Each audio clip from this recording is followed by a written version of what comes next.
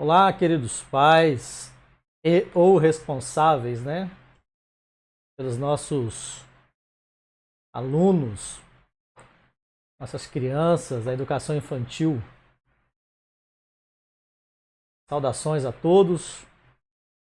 Vamos para a nossa quinta videoaula do nosso estudo de ensino religioso na educação infantil. É com muita satisfação que eu venho até vocês para fazer esse trabalho. Devo sempre ressaltar em todas as videoaulas que esse é um trabalho de conclusão de curso.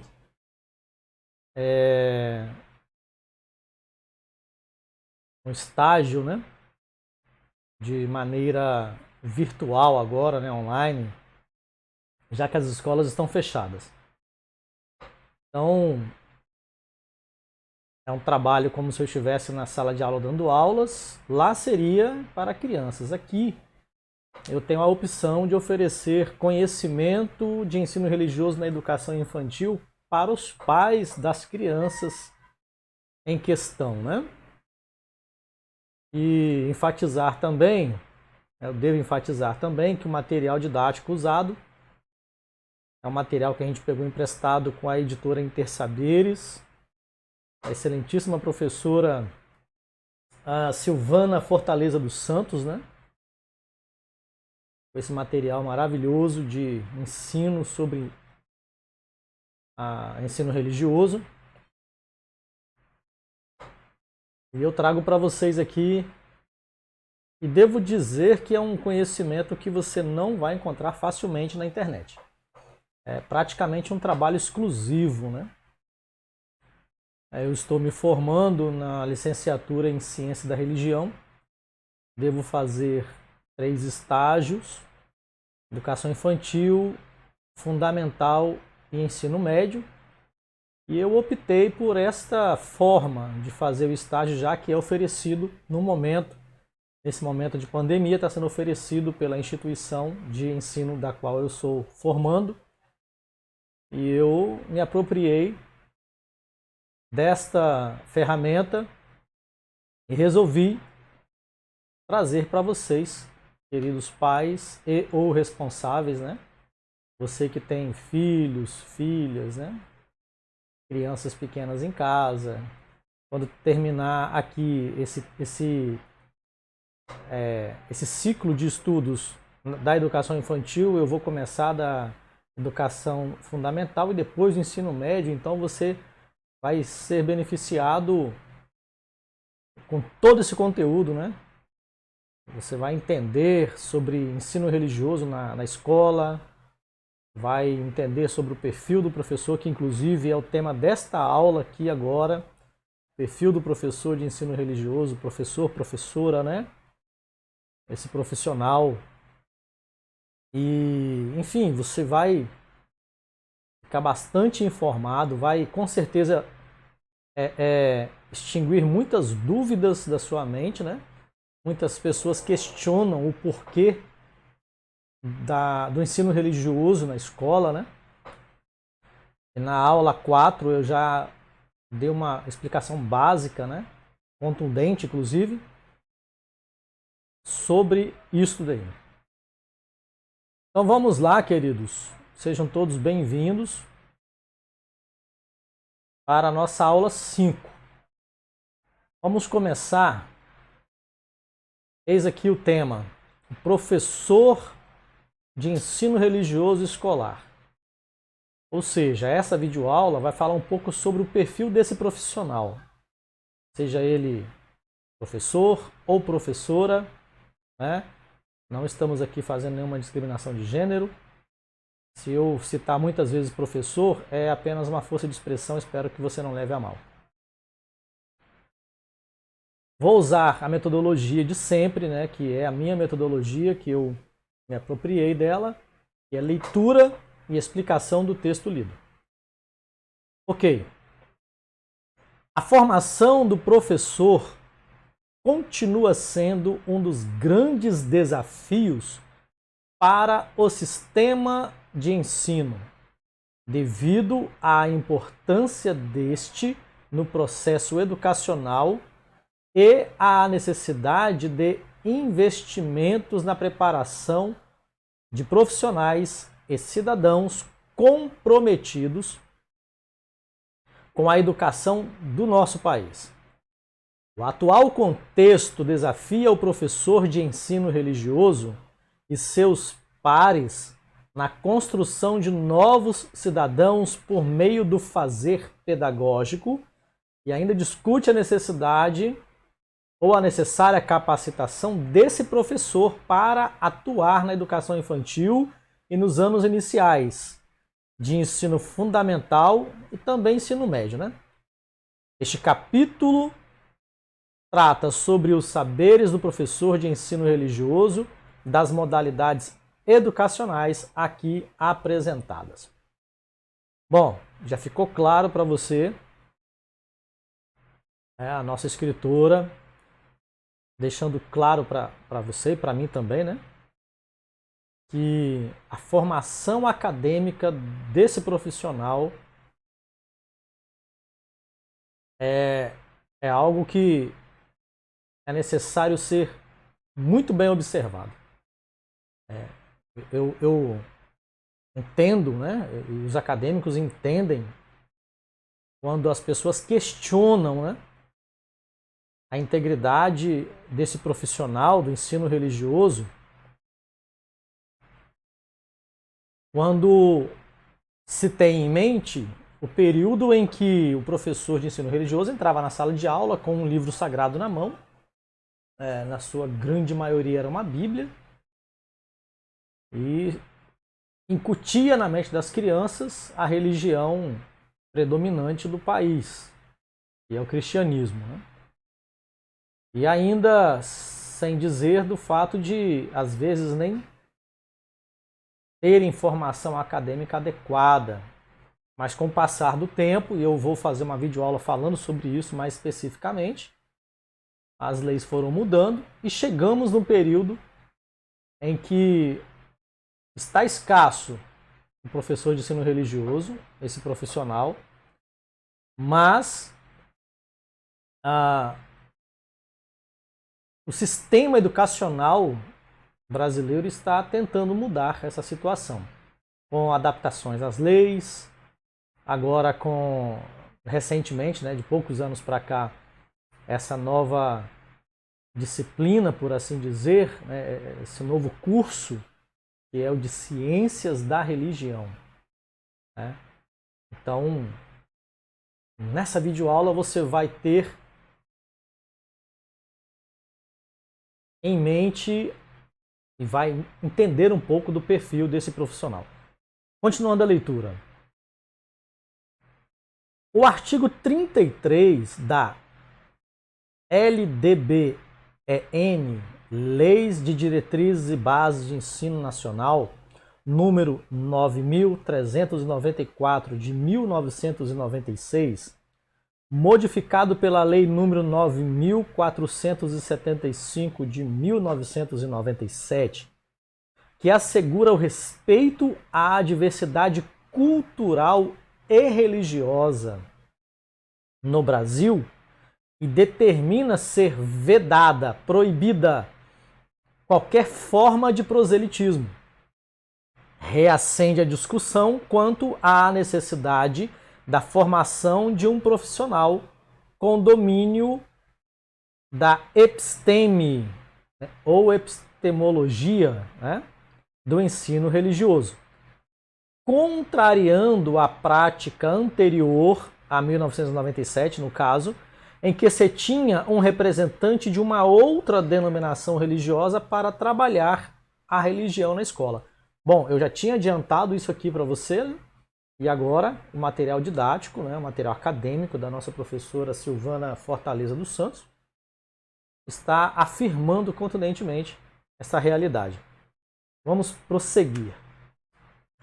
É pertinente que façamos uma reflexão sobre o professor, né, o profissional que atua na educação infantil e nos anos iniciais do ensino fundamental, em particular com a disciplina de ensino religioso, que é a nossa nosso tema, é a nossa área aqui, né?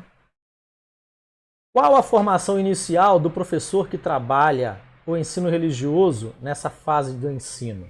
É uma pergunta. Esse professor possui os conhecimentos básicos para lecionar tal disciplina que lhe compete na sua formação? Outra pergunta, né? De que maneira o professor está participando dos programas de formação continuada? Para você, pai, mãe, responsáveis, né, por essas crianças, das quais estamos aqui mencionando, né, que são os nossos alunos, de repente você não entende, né, essa expressão aqui de formação continuada, mas é um conceito pedagógico no meio acadêmico em que o professor não para nunca de estudar. Ele se dedica a uma área e continua estudando e se aperfeiçoando por causa das novas tecnologias, as leis vão mudando e as adaptações com o cotidiano, com o tempo contemporâneo, e ele tem que continuar estudando. Por isso é formação continuada. Porque em tempos passados havia a ideia de que o professor fez um curso, né, cursou uma faculdade em uma área, terminou a faculdade, pronto. Estava estabelecido o conhecimento, não precisava se preocupar com mais nada, porque o conhecimento era, como eu diria, inerte, não se movia, estava padronizado, era só aquilo mesmo. Esse conceito hoje não existe mais. O conceito hoje é de uma formação continuada, porque assim como o tempo e como a tecnologia avançam a cada momento, as informações também se alteram. Alterando-se as informações adquiridas, automaticamente há uma necessidade de atualização. Por isso, formação continuada. Então, eis a última pergunta. De que maneira o professor está participando dos programas de formação continuada? E eu colocaria uma pergunta a mais em cima dessa. Ele está participando? Ou ele ainda tem aquela mentalidade do passado de que terminou aquela faculdade, pronto, está ótimo, nada mais vai mudar, o conceito é esse daí, tudo que eu aprendi é o suficiente, não preciso estudar mais sobre o assunto, nem me atualizar. Se, infelizmente, você conhecer algum professor que pensar assim, ele está estagnado no tempo, está parado no tempo, ele precisa se atualizar, porque o conceito de conhecimento hoje e de aquisição de conhecimento acadêmico é este: formação continuada. Prosseguindo aqui na leitura, os professores de ensino religioso que estão atuando na educação básica são oriundos, em sua grande maioria, do curso de pedagogia. Em tempos passados aí, algumas décadas atrás, né, o professor fazia um curso de teologia, que é específico para a religião cristã, né? Depois mudou e agora, de uns tempos para cá, ou em segundo plano, depois do curso de teologia, foi exigido que ele tivesse um curso de pedagogia, né? Conhecesse técnicas pedagógicas para atuar na sala de aula, para saber como lidar com cada grupo, né, de criança, o infantil, o ensino fundamental, o ensino médio, enfim. Então o conhecimento pedagógico passou a ser cobrado. Mas daqui a pouco a gente vai chegar neste momento que estamos vivendo, que agora tem uma cobrança a mais. Vamos lá. A formação desses professores busca abranger desde a docência da educação infantil até a dos anos iniciais do ensino fundamental. O professor que atua nessa fase do ensino é, pois, caracterizado como um professor generalista, isto é, que em sua formação sai apto para o trabalho didático com conteúdos relativos à língua portuguesa, à matemática, às ciências, história e geografia, arte, educação física e educação religiosa, ou, como queira, ensino religioso. É sabido que o professor generalista, na sua formação inicial, encontra pouco espaço para que os conteúdos específicos das diferentes áreas do conhecimento sejam trabalhados em profundidade. Por isso mesmo, não é de se esperar que esse professor tenha o mesmo domínio de conteúdo que tem um especialista. Né? Seguindo aqui, a disciplina de metodologia da educação religiosa foi incluída apenas recentemente no componente curricular dos cursos de pedagogia e normal superior de algumas instituições de ensino superior. É possível percebermos que esta área do conhecimento não tem sido contemplada na formação inicial de muitos professores que atuam no magistério. Tal fato vem sendo, do mesmo modo, responsável pelas distorções no encaminhamento pedagógico da disciplina. Esse componente curricular tem sua importância à medida que aprofunda a discussão sobre o fenômeno religioso e o integra às demais áreas do conhecimento. De acordo com Andrade, durante a formação dos profissionais que atuam por meio do ensino religioso na educação infantil e anos iniciais do ensino fundamental, espera-se que eles tenham o conhecimento, entre outros, dos seguintes saberes. 2 pontos. Do objeto de conhecimento, conteúdo, e do sujeito da aprendizagem, o aluno, enquanto sujeito social, epistêmico, afetivo, ético e religioso.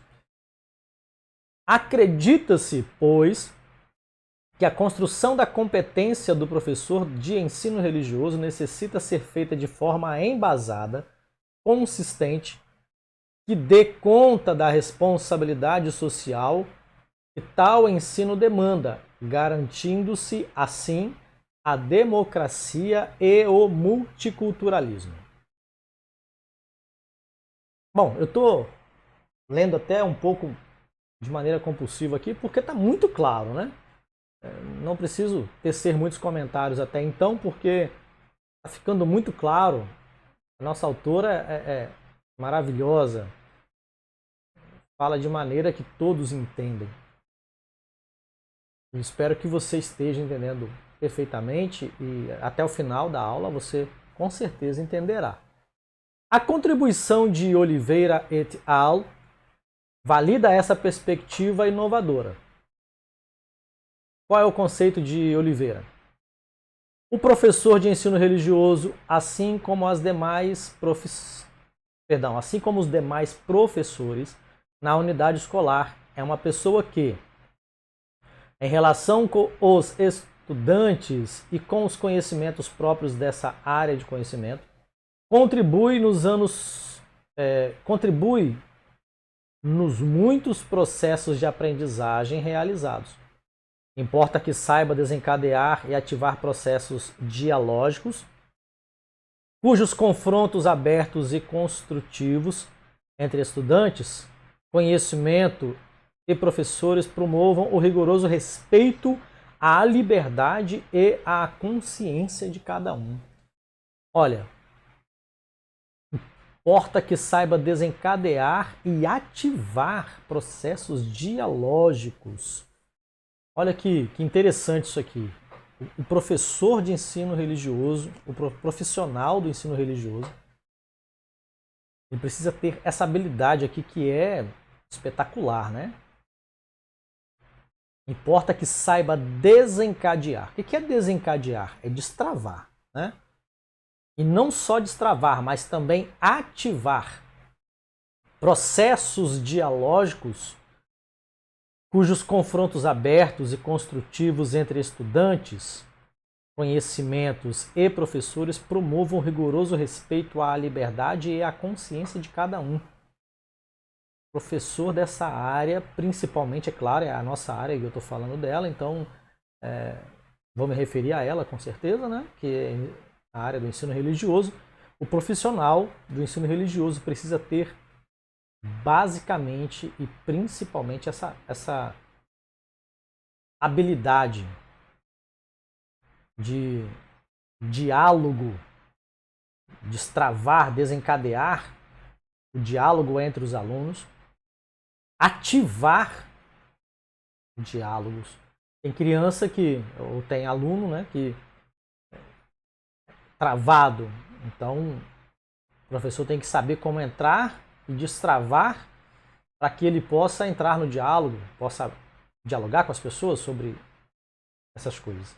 Outros não são travados, mas precisam de uma motivação, né? Serem motivados. Aqui usada a palavra ativar.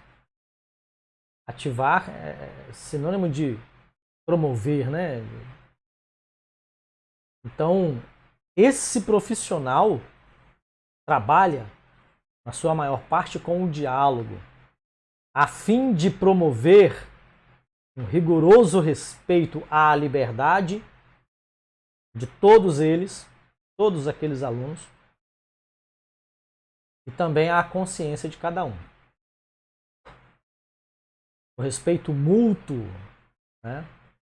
A liberdade que o outro tem de ser quem ele é, de trazer consigo a sua cultura, a sua visão de mundo, sem sofrer nenhum dano por isso, né? A consciência de cada um, de acordo com aquilo que traz no seu bojo de conhecimento, né? Ser respeitado nisso também. Ok, vamos continuar. A LDBEN, a Lei de Diretrizes e Bases de Ensino Nacional, número 9.394 de 1996, em seus artigos 61 e 67, asseguram a formação continuada como um direito do profissional da educação e um dever do Estado. Nessa perspectiva, claro, a formação continuada é uma necessidade presente em qualquer estágio da vida desse profissional para consolidar o aprimoramento da prática pedagógica. Aqui ela está falando de forma mais técnica aquilo que eu falei anteriormente, agora há pouco. A formação continuada, que é o estar se atualizando no conhecimento, né? Se aprimorando, porque o conhecimento agora não está estagnado, pelo contrário, ele está em processo de transformação contínua também. Então, esse profissional necessita, né, consolidar o aprimoramento da prática pedagógica constantemente. Rodrigues e Esteves entendem que a formação contínua é aquela que tem lugar ao longo da carreira profissional após a aquisição da certificação profissional inicial. Acabei de falar e está aí o nosso material didático confirmando essa realidade. Ou seja, após a aquisição da certificação profissional inicial. O que é isso? O camarada fez a faculdade, pegou a certificação, o diploma, pronto, não, agora tá bom, terminei, né? Tô pronto para dar aula e beleza. Negativo, só que não. O profissional de hoje, ele pensa, acabei a faculdade, agora eu tenho que fazer uma pós-graduação, depois outra, depois outra, depois outra, talvez um mestrado, talvez um doutorado, talvez um pós-doutorado, ainda que ele não faça mestrado nem doutorado, ou talvez não faça muitas pós-graduações, mas ele está sempre se mantendo informado e atualizado na sua área para estar apto a transmitir o conhecimento para os seus alunos.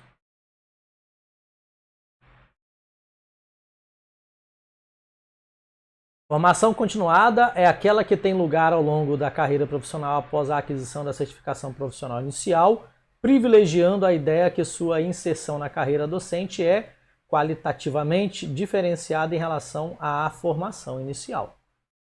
Ao pensar num curso de formação continuada, especialmente para o professor de ensino religioso, Hale ou Reale, né? Considera importante que este deva fazer alguma coisa. Vamos ver o que é. Estar articulando com o projeto da escola. Valorizar a experiência profissional dos professores, dos colegas de trabalho, no caso também, né? valorizar as potencialidades da comunidade escolar, as especificidades da instituição e do trabalho desenvolvido e desenvolver formas de trabalho coletivo e a ação autônoma das escolas. Eis aí uma sugestão para o professor que quer estar em formação continuada, né? Se não for dessa forma, como dizem Pimenta e Guendin, os cursos de formação continuada não terão promovido uma mudança qualitativa na ação do professor, pela dificuldade que ele terá de transpor para a sua prática aquilo que aprendeu em seu curso de formação. Portanto, é recomendável considerar que o profissional e seus pares busquem o curso de formação continuada a partir das necessidades que emerjam, que venham a emergir do grupo, para que as mudanças almejadas ocorram de forma coletiva. Oliveira e os demais escritores que produziram junto com ele enfatizam alguns pontos essenciais para o novo professor. Vejamos quais. Formação adequada ao desempenho de sua ação educativa. Abertura ao conhecimento e aprofundamento permanente de outras experiências religiosas além da sua. Aqui estamos sendo específicos com o professor de ensino religioso. Formação adequada ao desempenho de sua ação educativa, ou seja, que ele se forme e que ele continue estudando na sua área. Ensino religioso. Que tenha abertura ao conhecimento e aprofundamento permanente de outras experiências religiosas além da sua. Ou seja, ele não pode ser fundamentalista dogmático na questão de conhecimento. Ele precisa ser aberto, ter a mente aberta para adquirir conhecimento das experiências religiosas além daquela que ele tem para si. Ou seja, ele é um pesquisador, é um estudioso, um cientista, então ele precisa estudar a fundo as demais religiões também, porque ele precisa ter um conhecimento amplo sobre as religiões e não só sobre a sua religião ou a religião que ele tem um carisma com ela. Precisa também consciência e espírito sensível voltados à complexidade e pluralidade da questão religiosa, ou seja,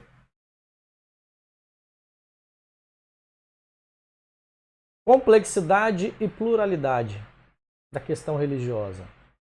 Eis aqui algo que o professor de ensino religioso precisa entender muito. Ser sensível a essa questão da complexidade e pluralidade da ideia de religião, espiritualidade, enfim. Disposição ao diálogo com capacidade de articulá-lo à luz das questões suscitadas no processo de aprendizagem dos estudantes. Uma experiência de reverência à alteridade. Uma experiência de reverência à alteridade. O que é reverência à alteridade? É ter paixão mesmo, né? Pelo respeito ao outro, né? Então, se ele tem, ele vai transmitir isso aos alunos através do ensino religioso, não proselitista. Capacidade de ser o interlocutor entre escola e comunidade, reconhecendo que a escola propicia a socialização do conhecimento religioso sistematizado, ao passo que a família e a comunidade religiosa são os espaços privilegiados para a vivência religiosa e para a opção de fé. Ok, aqui é muito interessante isso aqui. Capacidade de ser o interlocutor entre a escola e a comunidade. Por quê? Porque a escola traz conhecimento sistematizado, sistêmico. A comunidade não. A comunidade traz um conhecimento que todos têm, né, um conhecimento comum. Porém, o professor tem que ser o interlocutor, o intermediário entre uma coisa e outra, entre a escola e a comunidade, entre a comunidade e a escola. Ele precisa entender a comunidade do seu ponto de vista e também a escola, para que ele tenha a capacidade de dialogar e de conectar o diálogo entre eles, entre a comunidade e a escola, entre a escola e a comunidade, no quesito ensino religioso. Reconhecendo que a escola propicia a socialização do conhecimento religioso sistematizado, né? Como eu acabei de dizer. O professor, ele sabe que na escola o aluno vai receber conhecimento religioso sistematizado, porque a escola propicia isso. A socialização, ou seja, o aluno ele se socializa com o conhecimento sistematizado na escola, ao passo que a família e a comunidade religiosa, né, a comunidade religiosa que ele pertence lá, o grupo religioso, né, são os aspectos privilegiados para a vivência religiosa e para a opção de fé. Ou seja, o que o escritor também está tentando transmitir aqui com essas palavras? Que a escola não é lugar de culto. Portanto, o professor de ensino religioso não vai cultuar com os alunos na sala de aula, nem na escola. Ali é apenas um local para o aluno sentar e aprender sobre o ensino religioso, sobre religiões, sobre espiritualidade, sobre conceito de espiritualidade e religiões. E também aprender sobre o que o ensino religioso preza. Que são conceitos que a comunidade preserva também. A alteridade, o respeito ao próximo, a não violência, a não discriminação, o respeito ao diferente, né? A acolhida, enfim. Então a sala de aula é para aprender sistematicamente essas coisas. Os conceitos de ética e de moral, convivência, relacionamentos. Enquanto que em casa ou lá no grupo religioso que a criança pertence, que a família da criança pertence, lá é um local de vivência religiosa e também uma opção de fé. Lá ele vai cultuar, lá ele vai ficar à vontade. Lá ele estará sim cultuando, na escola não. Portanto, a escola terá na sala de aula alunos e crianças, né, que provavelmente de várias religiões diferentes. Se o professor de ensino religioso, se esse profissional não tiver isso em mente,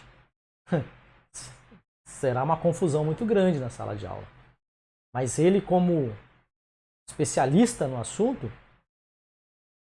ele vai conseguir gerir um ambiente de estudos onde as crianças entenderão a sua espiritualidade, respeitarão a religião e a expressão de fé do outro, convivendo muito bem em sala de aula, e não só em sala de aula, mas também na comunidade.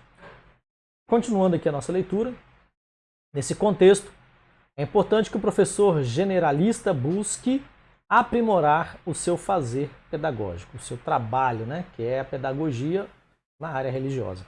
Mas, para que isso aconteça, alguns autores como Behrens, Guimarães e Novoa, nomes bem diferentes, né? Entre outros, defendem a ideia de que essa mudança na formação e na atuação docente é decorrente do fato de o professor sentir-se insatisfeito com os resultados do seu trabalho. Caso contrário, não será criada a necessidade de reflexão. Ou seja, um professor insatisfeito com o resultado do seu trabalho não quererá estar atualizado. Essa é uma evidência de um professor que não quer se atualizar, quando está insatisfeito com o seu trabalho. Mas se ele ama o que faz, ele estará sempre se atualizando. É a partir da reflexão que o professor generalista no ensino religioso poderá colocar em xeque as suas certezas, admitindo que o seu conhecimento possui limitações que podem, contudo, ser superadas. A conduta reflexiva no questionamento efetivo da prática docente requer preparo do professor para que as análises e avaliações condigam com a realidade, promovendo as intervenções e mudanças necessárias na prática do professor. Refletir sobre o próprio ensino exige espírito aberto, responsabilidade e sinceridade, afirma Zeiner. Um momento de reflexão que reveja o currículo, a metodologia, os objetivos e etc. é fundamental para chegarmos à produção de um saber fundamentado na experiência. Pimenta e Guendin dizem que, no contexto escolar, a ação reflexiva do professor com seus pares auxilia na produção dos saberes da docência. De acordo com Cunha e Fernandes, no processo de reestruturação da prática pedagógica que parte do professor em comunhão com seus pares, percebe-se o valor que os professores dão à prática docente, enquanto a sua grande inspiração para a mudança e ao saber que constroem a partir daí. Nela localizam a possibilidade de aprenderem com os colegas de trabalho, com os alunos e de, refletindo sobre sua própria docência, reformular sua forma de agir e de ser. Este dado confirma que esse dado confirma que a prática é um elemento importante na aprendizagem e que a experiência que o indivíduo vive é insubstituível no seu significado educativo. O fazer e o refletir sobre este fazer tem sido, no dizer dos bons professores, um mecanismo fundamental para delinearem seu desempenho docente. O fazer e o refletir sobre este fazer que foi citado anteriormente lá, tem sido, no dizer dos bons professores, um mecanismo fundamental para delinearem seu desempenho docente. Tardif elaborou uma tabela que identifica e classifica os saberes dos docentes, constituídos pela prática do professor e pelas teorias da educação. Esse conjunto de saberes profissionais corrobora a definição do perfil do profissional, como demonstrado no 4.5 a seguir. Saberes dos professores, fontes sociais de aquisição, modos de integração no trabalho docente.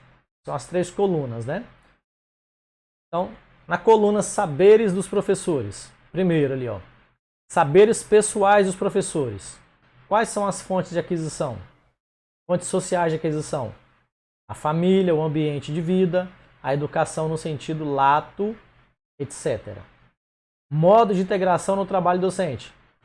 Pela história de vida e pela socialização primária.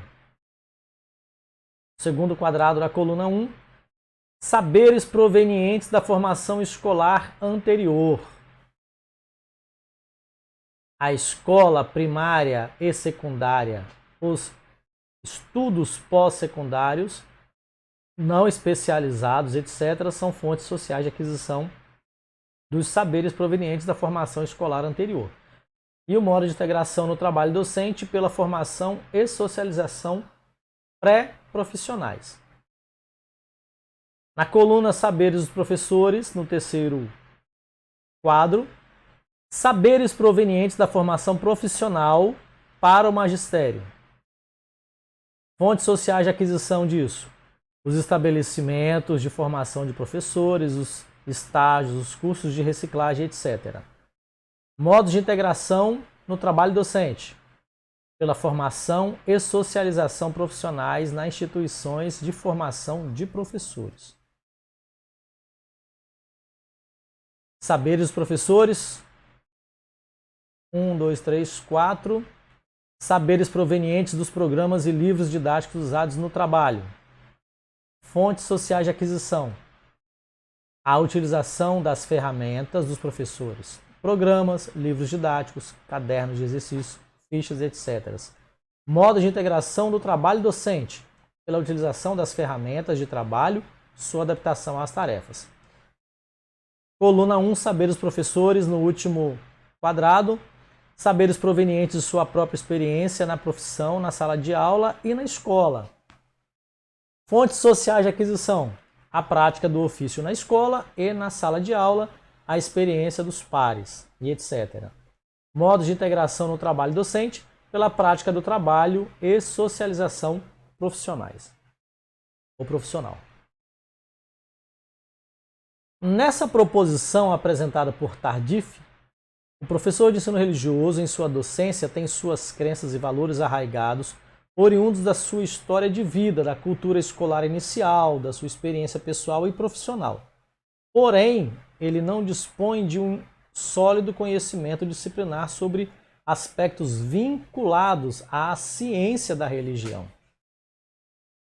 Interessante isso aqui. Conforme explicado nos PCNER, importa ressaltar que o professor de ensino religioso da educação infantil e dos anos iniciais do ensino fundamental, por uma questão ética, necessita perceber que o seu aluno traz sua formação e socialização primárias uma iniciação religiosa. Sua fé, sua crença, sua cultura, inclusive crendices e mitos que devem ser respeitados de tal maneira que essa disciplina não se confunda com a tentativa de se formar adeptos de uma ou de uma outra expressão da fé, mas que se possa perceber a pluralidade sem imposições, preconceitos, exclusões e etc. Acho que ficou bem claro para você aqui. Se não ficou, vamos tentar entender um pouquinho melhor. Que agora a escritora expôs aqui esta expressão aqui, ó, ciência da religião. É a primeira vez que ela fala sobre isso aqui nesse texto, citando o Tardif, né, que é um escritor. Em seguida, ela apresentou que um professor formado em ciência da religião, ele estará capacitado a agir e a trabalhar com essas situações que foi apresentado aqui no final dessa leitura desse slide. Ó. Importa ressaltar que o professor de ensino religioso da educação infantil dos anos iniciais do ensino fundamental, por uma questão ética, necessita perceber que seu aluno traz na sua formação e socialização primárias uma iniciação religiosa. Sua fé, sua crença, sua cultura, inclusive crendices e mitos que devem ser respeitados de tal maneira que essa disciplina, o ensino religioso, não se confunda com a tentativa de se formar adeptos de uma ou de outra forma de expressão de fé, mas que se possa perceber a pluralidade sem imposição nenhuma de religião nenhuma, nenhum tipo de preconceito e de nenhum tipo de exclusão. Aqui eu já vou começar a adiantar para você que um professor de ensino religioso hoje precisa ser formado, ter estudado, estar habilitado em ciências das religiões, ou ciência da religião, como queira. E esta formação entrega à sociedade esse profissional que tem essa capacidade de entender que o ensino religioso não é ensinar alunos que esta religião é boa e aquela é ruim, não, jamais. Que ele deve abandonar a expressão de fé dele para fazer parte de outra, de jeito nenhum. Um profissional formado em ciência da religião, ele é instrumentalizado para ter a capacidade de entender que o aluno tem a sua bagagem, como está escrito aqui pela nossa autora. Ele traz na sua formação a socialização primárias de uma iniciação religiosa, que é a sua fé, sua crença, sua cultura, crendices, mitos que devem ser respeitados. né? Devem ser respeitados pelo professor, pela escola e pelos colegas. E também pela sociedade, né? Isso aqui já vai deixando bem claro, né? Eu sei que essas videoaulas que eu estou fazendo aqui, queridos pais e responsáveis, vai agradar a muitos, mas alguns não ficarão tão gratos assim. Porque, infelizmente, ainda existem muitos pais de alunos que são de alguma expressão de fé, né? São de alguma denominação religiosa, pertencem a algum grupo religioso e que acredita que o professor de ensino religioso deveria ensinar sobre aquela religião e impor aquela religião aos demais coleguinhas daquele filho dele, filho ou filha, né? Apesar de que a grande maioria pensa que não, né? Inclusive as leis do nosso país diz que não. O professor deve apenas ensinar o respeito às diferenças, a alteridade, a conscientização da espiritualidade sem imposições, preconceitos e ou exclusões. Ok? Na prática, a dimensão ética do professor de ensino religioso se manifesta no nível de aplicação pessoal que ele imprime a seu trabalho. Para Sanches Vasques, a ética é um sistema de normas, princípios e valores segundo o qual são regulamentadas as relações mútuas entre os indivíduos ou entre estes e a comunidade, de tal maneira que estas normas, dotadas de um caráter histórico e social, sejam acatados livre e conscientemente, por uma convicção íntima e não de uma maneira mecânica, externa ou impessoal. Aqui está uma definição sobre ética do ponto de vista técnico, pedagógico, acadêmico, né? A escritora está usando aqui a definição desse pensador aqui, Sanches Vasques, né? Segundo ele, a ética é isso que acabamos de ler para você. A contribuição de Tardif enfatiza que a dimensão ética deve permear o trabalho docente, tendo em vista a construção de um novo cidadão. Em sua obra, o autor, Tardif, identifica algumas necessidades que tangem ao trabalho realizado pelos profissionais da educação.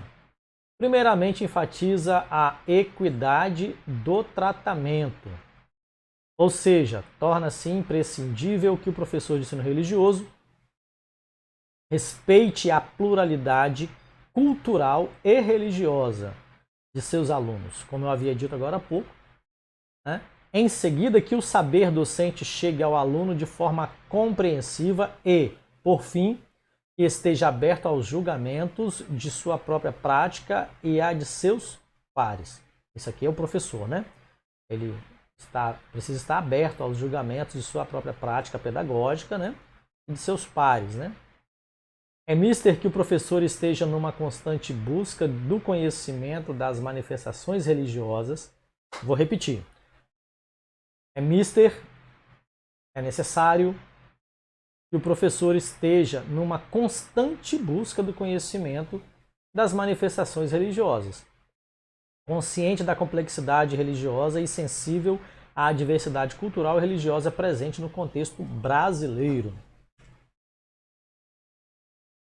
Vamos lá, sintetizando tudo que nós falamos. No tocante à formação do professor de ensino religioso, a legislação de ensino é clara na cobrança de um profissional competente. O grande desafio, nesse momento em que o ensino religioso está em pauta, é voltar-se para a figura do professor que adquire real importância nesse processo, propiciando-lhe uma adequada formação. A formação continuada para esse docente é de vital importância para o docente, para o professor, né? Por isso, tal quesito deve estar agregado ao projeto da escola, porque dele depende o encaminhamento do ensino religioso como componente curricular, respeitando a diversidade religiosa e cultural dos educandos, dos alunos, utilizando metodologias e conteúdos específicos, alicerçando assim o dia a dia desse profissional, que é o professor. Queridos,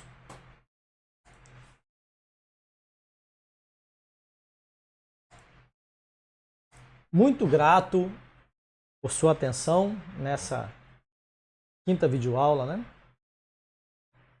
E te aguardo para a próxima, ok? Até lá!